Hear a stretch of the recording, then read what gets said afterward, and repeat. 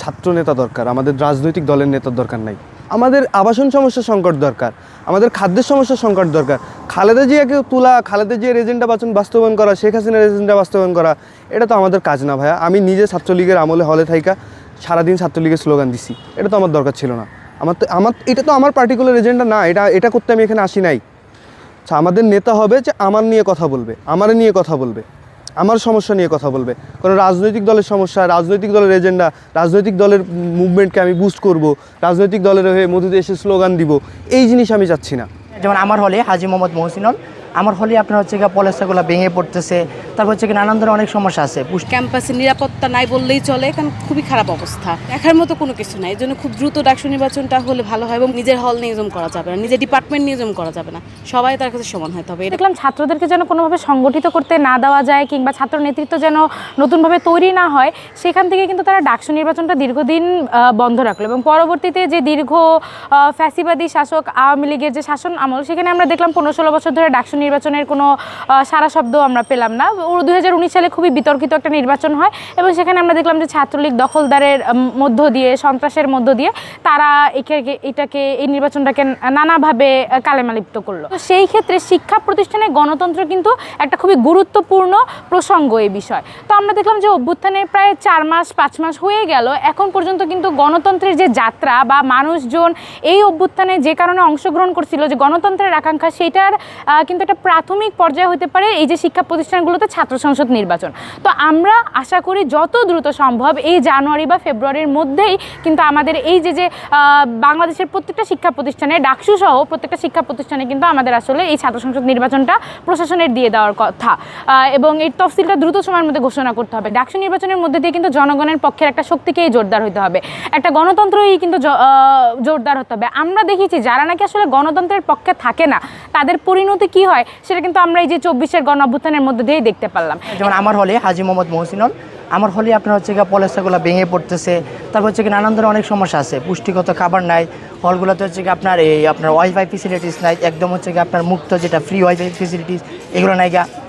ফলে আমরা দেখছি আসার আগে 2019 সাল বা তার আগে কোভিডের আগে আমরা দেখছি জো বাইক ছিল ক্যাম্পাসে, এখন আসলে যে ক্যাম্পাসে জো বাইক নাই বা হচ্ছে কি আপনার যানজটের একটা সমস্যা। আপনি ঢাকা বিশ্ববিদ্যালয়ে রিসেন্টলি যে প্রবলেমটা সবচেয়ে ব্যাপক একটা বার্নিং কোয়েশ্চেন যেটা হয়ে গেছে, সেটা হচ্ছে আপনার যানজট প্রবলেম। আপনি ঢাকা বিশ্ববিদ্যালয়ের প্রত্যেকটা দিনে থাকেন, সেটা শুক্রবার হোক বা শনিবার হোক, কোনো একটা স্পেশাল ডে যদি থাকে, যেমন আমরা জানি যে 16 ডিসেম্বর গেছে আমাদের একটা বিক্রি ডে, এই বিক্রি ডেতে যদি আপনি তাকান খুবই যানজট ছিল। নেতা সুলভ একটা মানুষের কথা বলে এরকম একটা নেতৃত্ব চাই, একজন স্টুডেন্ট আসবে, একজন স্টুডেন্ট নেতা আসবে যে আসলে স্টুডেন্টদের কথা বলবে, স্টুডেন্টদের যেসব ঘাটতিগুলো রয়েছে, যেসব ফেসিলিটিস এখন আমরা অ্যাক্সেস পাই নাই, সেই ফেসিলিটিসগুলো নিয়ে কথা বলে, যেগুলোতে আমার অ্যাক্সেস নাই। আমি আবারও বলতেছি ভাই, প্রকৃতি কখনো আসলে শূন্যতা পছন্দ করে না। আজকে হয়তো আমরা দেখতে পাচ্ছি যে আসলে ডাকসু হচ্ছে শূন্যতা, এই জায়গায় যদি ডাকসু যদি অ্যাজ সুন অ্যাজ পসিবল, যত দ্রুত পসিবল না হয়, তখনই কিন্তু এই জায়গাটা অন্য একটা আশা নিয়ে নেবে এই জায়গাটা, অর্থাৎ পাওয়ার বেকম যদি কেউ থাকে অন্য সেই জায়গায় পাওয়ার প্র্যাকটিসটা করবে। ডাকসু নির্বাচনটা খুব দ্রুত হলে অনেক বেশি ভালো হয়, কারণ বর্তমানে ক্যাম্পাসে নিরাপত্তা নাই বললেই চলে, কারণ খুবই খারাপ অবস্থা।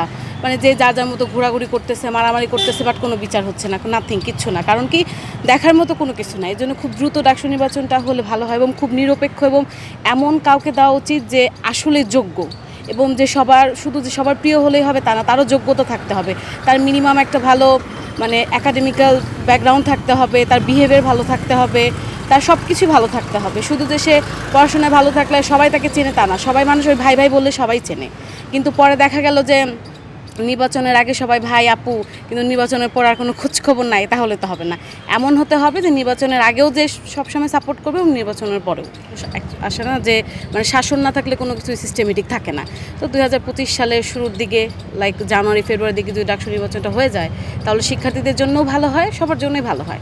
নেতৃত্ব চাচ্ছি খুবই সাপোর্টিভ হবে, ফ্রেন্ডলি হবে, যে অ্যাকচুয়ালি সবার কথা শুনবে, বুঝবে, এমন না যে না আর নিজের দল গঠন করা যাবে না, যে তবে সবার কথা তাকে শুনতে হবে, সবার কথা বুঝতে হবে, নিজের হল নিয়োজন করা যাবে না, নিজের ডিপার্টমেন্ট নিয়োজন করা যাবে না, সবাই তার কাছে সমান হতে হবে। এরকম হলে অ্যাকচুয়ালি সে সুষ্ঠু হবে এবং আমাদের জন্য অনেক ভালো হবে। আপনার ডাকসুটা এতদিন যাবত যে নাই, কেন নাই এবং এখানে না থাকাতে ভ্যাকুয়ামে কী হয়েছে এটা আপনার বুঝতে হবে। যদি আপনি ডাকসু নির্বাচন চান, সেক্ষেত্রে সেটা হইতেছে কি, আমরা এখানে দেখছি কি ছাত্রলীগের একটা মানে ভয়াবহ রাজত্ব যারা চালাইছে। এটা কেন হয়েছে? কারণ ডাকসু না থাকাতে, ডাকসুর নেতৃত্ব এরা দখল করে নিছে, এরা এখানে নেতার অবস্থানে ছিল। এখানে যদি ডাকসুর নেতা থাকতো তাহলে কিন্তু এই জিনিসটা হইতো না, কারণ ডাকসুর নেতা হইতেছে কি ছাত্রদের নেতা, ছাত্রলীগের নেতা, ছাত্র দলের নেতা কি? সেটা হচ্ছে রাজনৈতিক ছাত্র উইংয়ের নেতা। আমরা ছাত্র উইংয়ের নেতা চাচ্ছি না কোনো পলিটিক্যাল দলের, আমরা চাচ্ছি ছাত্রদের মধ্যে থেকে নেতৃত্বে উঠে আসুক। আমরা ইতিহাসে কথা শুনছি যে ডাকসু, আমাদের পিছিয়ে যে ডাকসু আছে, আমরা এটাকে বলা হয়ে থাকে বাংলাদেশের দ্বিতীয় সংসদ। তো এরকম একটা গুরুত্বপূর্ণ প্রতিষ্ঠানে যদি ছাত্রদের মতামতের ভিত্তিতে, ভোটের ভিত্তিতে নেতা নির্বাচিত না হয়, তাহলে তো আপনার ভ্যাকুয়ামে এই যে ছাত্র দলের সভাপতি আসবে, ছাত্রলীগের সভাপতি আসবে, এরা পাওয়ারগুলো, ভ্যাকুয়ামগুলো নিয়ে নিবে এবং এরা এদের রাজনৈতিক এজেন্ডা বাস্তবায়ন করাবে। আপনার এই জিনিসটা বুঝতে হবে, ডাকসুর নেতা ছাত্রদের নেতা, আর দলীয় উইংয়ের নেতা রাজনৈতিক দলের উইংয়ের নেতা, এই দুটোর পার্থক্যটা বুঝতে হবে। এবং এই যে এটাই ছিল প্রেক্ষাপট বলার। আর একটা বিষয় যেটা হচ্ছে আপনি জানতে চাইছেন যে কত তাড়াতাড়ি চান। আসলে একটা জিনিস শূন্যতাটা যত তাড়াতাড়ি দূর হয় তত তাড়াতাড়ি ভালো, কিন্তু আমাদের কিছু আইনগত জটিলতা আছে যেগুলো বিশ্ববিদ্যালয় প্রশাসন নিয়ে কাজ করতেছে। আমাদের প্রক্টর মহোদয় সাথে বেশ কয়েকবার কথা হয়েছে, তিনি আমাদেরকে জানাইছেন যে তারা এগুলা নিয়ে কাজ করতেছেন এবং তারা খুব শীঘ্রই যত দ্রুত আইনগত জটিলতাগুলো এবং কাঠামোগত কিছু বিষয় আছে যেগুলো চেঞ্জ আসবে। ছাত্র নেতা দরকার, আমাদের রাজনৈতিক দলের নেতার দরকার নাই। এটাই মনে হয় আমার মানে অ্যাকুরেট কথা হয় যে ছাত্রদের নেতা হবে। কারণ এই যে ছাত্রদের যানজটের সমস্যা, ঢাকা বিশ্ববিদ্যালয়ের যানজটের সমস্যা, হলের সমস্যা, আবাসনের সমস্যা, খাদ্যের সমস্যা, এই সমস্যাগুলো কি কোনো রাজনৈতিক নেতার সমস্যা নাকি ছাত্রদের সমস্যা? ছাত্রদের সমস্যা। ছাত্রদের সমস্যা নিয়ে কে কথা বলবে? ছাত্র নেতা কথা বলবে। কোনো রাজনৈতিক দলের নেতা কথা বলবে? এটা কি তাদের এজেন্ডা নাকি? আমরা ছাত্রলীগের স্লোগান শুনি নাই, ছাত্র দলেরটা এখনও শোনার সুযোগ হচ্ছে না ওইভাবে, সামনে হবে। কিন্তু তারা শহীদ জিয়া স্লোগান দিবে, খালেদা জিয়া স্লোগান দিবে। খালেদা জিয়া স্লোগানে আমাদের কিচ্ছু আসে যায় না, শেখ হাসিনা স্লোগানে আমাদের কিচ্ছু আসে যায় না। আমাদের আবাসন সমস্যার সংকট দরকার, আমাদের খাদ্যের সমস্যার সংকট দরকার।